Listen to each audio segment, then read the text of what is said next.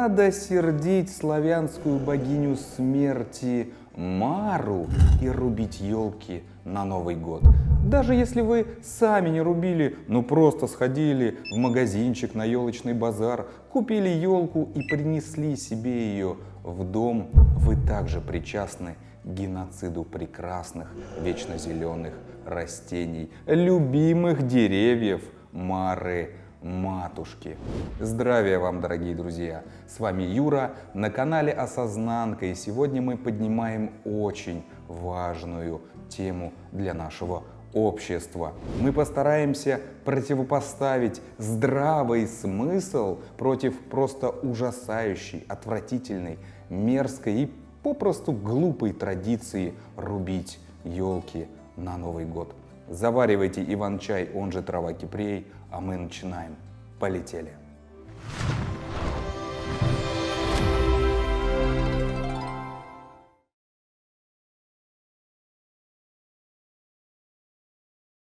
Большинство людей считают Новый год светлым, прекрасным праздником, а срубленную елку милой и невинной традицией. Но давайте мы с вами отбросим всю эту навязанную обществом праздничную ширму и взглянем на ситуацию трезво, здраво. Что по сути происходит? А по сути происходит просто жертвоприношение прекрасного зеленого живого растения в дар просто обычным секундным чувствам и эмоциям. И проходит этот весь светлый, прекрасный, невинный праздник, и этот трупик елочки, который принесли в жертву, просто выбрасывается в помойку.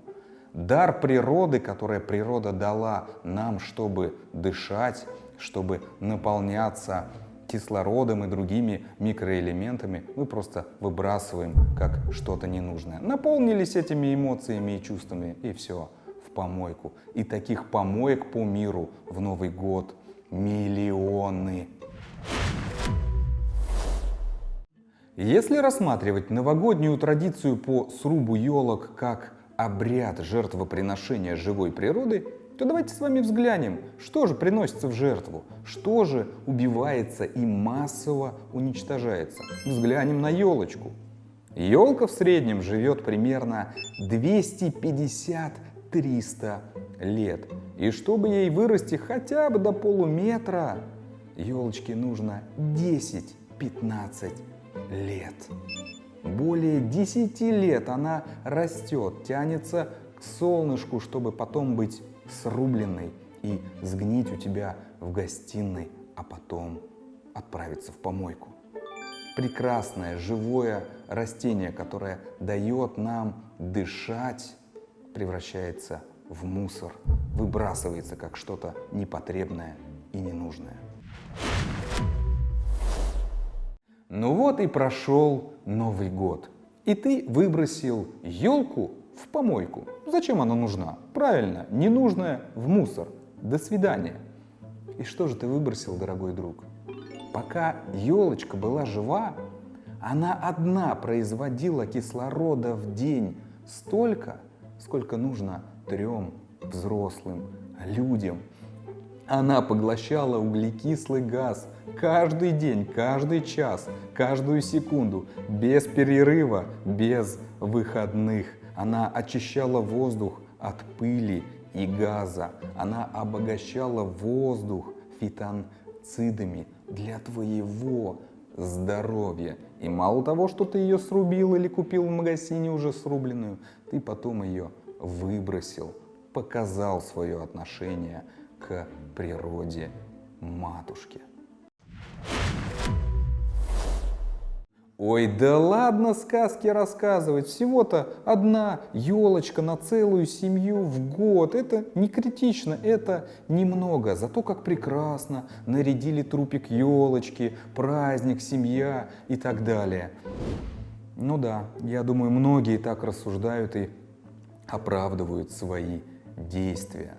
Но, друзья, более 7 миллионов елок вырубается в новогодние праздники в России. Вы просто вдумайтесь в эту цифру. Буквально в месячный период 7 миллионов живых растений приносится в жертву. Это только в России. По остальному миру еще больше.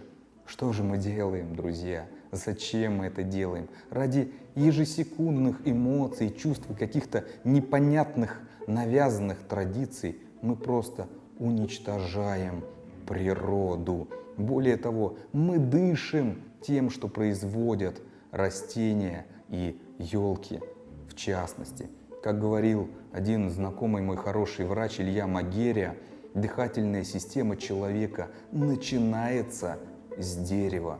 И это очень верно, дорогие друзья. Зачем мы рубим сук, на котором сидим? Зачем мы рубим елку, благодаря которой мы с вами живем и дышим?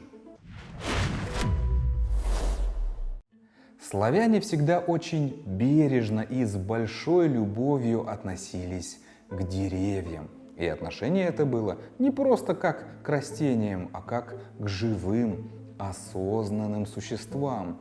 А лес всегда был священным пространством. Нашим языком говоря, лес для славян – это храм.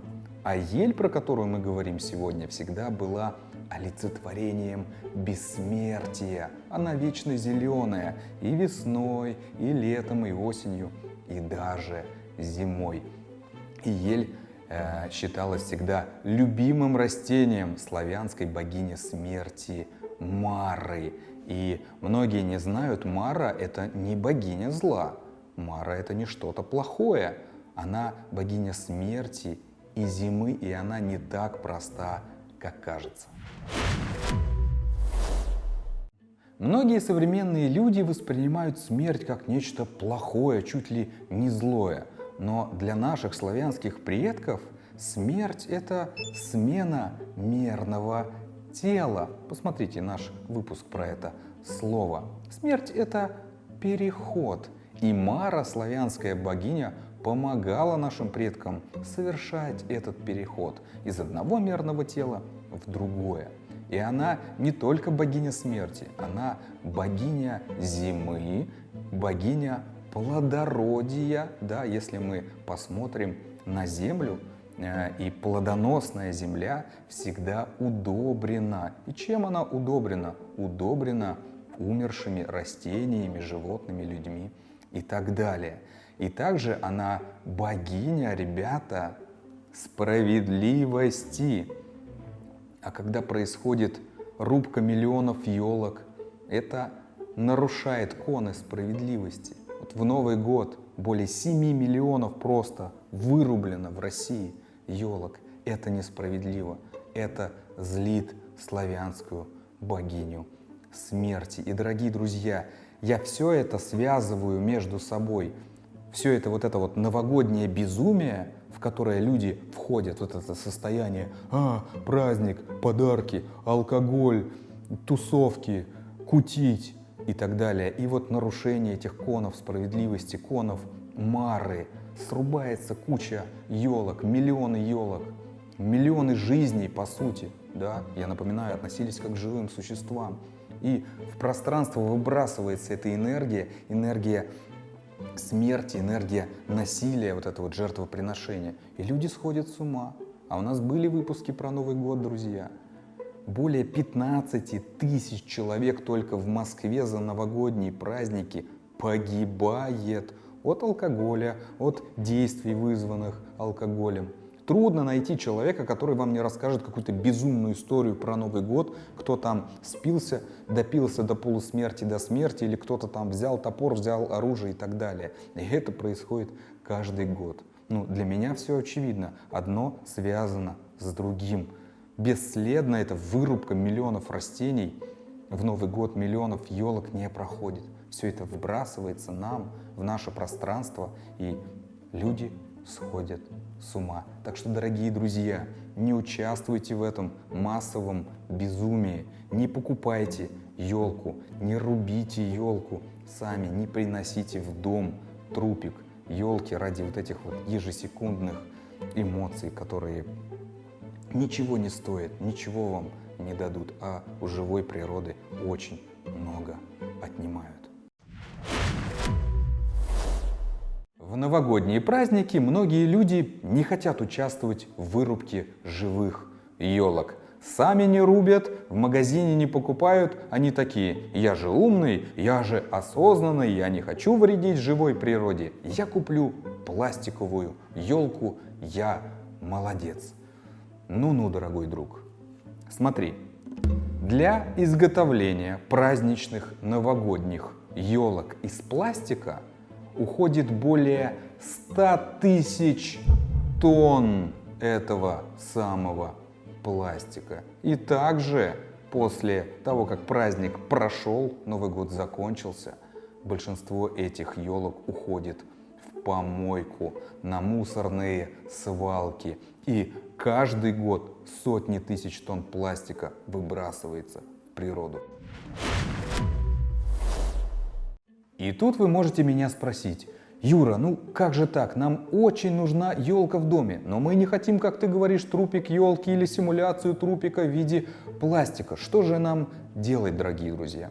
Если, как говорится, не втерпешь, если вы празднуете в итоге Новый год, но не хотите быть причастны к загрязнению природы, то я вам сейчас дам алгоритм, который будет благостный. Вы покупаете саженец ели через интернет в любом магазине с доставкой домой. Привозят вам этот саженец, вы его в горшочке, да, наряжаете, празднуете свой вот этот вот Новый год, радуетесь, смеетесь, напитываетесь этими эмоциями, и потом этот саженец, конечно же, вы его не выбрасываете, вы ждете до апреля. В апреле находите место у себя на участке, на даче, в парке, в лесу, в городе, во дворе, неважно, и высаживаете эту самую елочку. То есть она вам даст эти эмоции, да, новогодние, праздничные, прекрасные, вы ее нарядите, совершите все эти обряды, традиции и так далее, и потом долг этой елочки вы выплатите, высаживая в природу матушки. Это единственный благостный путь, как отпраздновать Новый год без загрязнения природы, дорогие друзья. Если вам нравится эта идея, дорогие друзья, пользуйтесь, рассказывайте ее своим друзьям и знакомым, напишите в комментариях, будете ли вы так делать. И если вы так сделаете, дорогие друзья, закажите себе елку, сфоткайте ее и в нашем телеграм-канале в комментариях обязательно ее скиньте. А также помимо саженца елки на Новый год можно еще кое-что заказать в подарок близким или себе. Ну, не обязательно в Новый год, в любое время. Старички канала знают, что я разбираю имена и фамилии наших зрителей по славянской буквице. Можно вскрыть очень много интересных смыслов, замыслов. Стоит это 900 рублей за имя и фамилию вместе. Вот, пишите мне на почту осознанка@mail.ru, и я с удовольствием для вас разберу ваше имя и фамилию. А так мы встретимся с вами через неделю в 13:15. Зрите в корень и не рубите елки в Новый год. Вы мне не брат, не сестра, если у вас дома стоит срубленная елка. Быть добру.